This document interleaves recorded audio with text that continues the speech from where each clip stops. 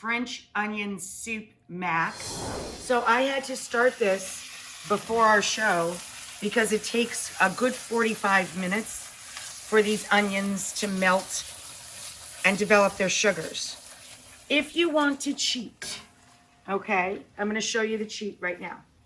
If you want to cheat turning onions soft and giving them color, turn the heat up, which I just did. And take literally any dish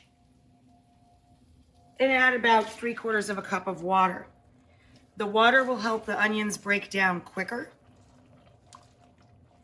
and it will give you a leg up on the process that normally takes a good 45 minutes. This is 4 onions, 4 sweet large onions that I started in the pan with just a bay leaf and some salt, okay?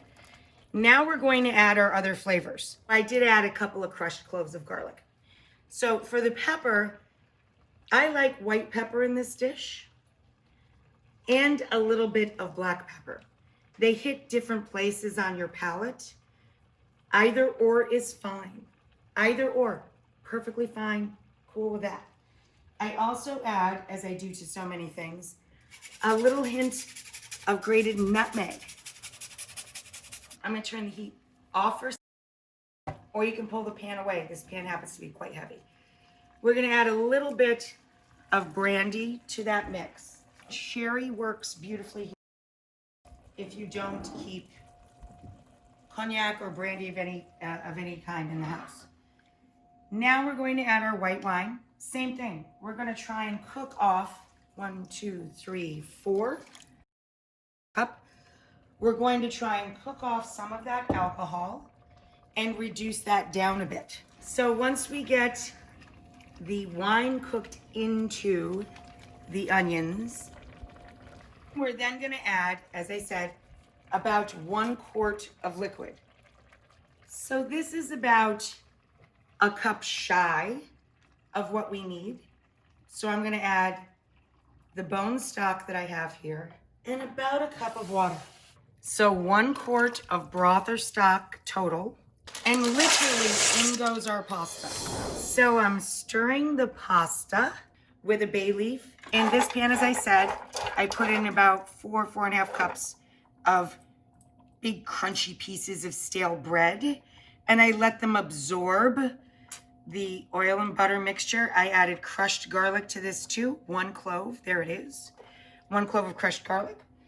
And now, bring in the cheese. So as I said, this is freshly grated, a combination of Gruyere and Parm. And I'm going to douse the Croutons with lots of the cheese combo, and I'm saving half. Guess what I'm gonna do with it? Mix it in there when that's just about ready to serve. Guess what I'm gonna do with this? Melt and toast it. The French onion soup can be kind of difficult to eat. And what we really want is the cheesy goodness of the crouton. So we've got a lot of cheese, a little bread, and we're gonna put it in the oven and make the top of this. We're gonna take out our bay leaf and we're gonna stir in the other half of that freshly grated Gruyere and Parm cheese. Now, a cooking note, when you're cooking macaroni in this style, remember you're keeping all the starch in that pot. So you really have to work the bottom of the pot several times during the cooking process. John, get right in there. You want to make sure that there's no on the bottom of the pot. Remember these?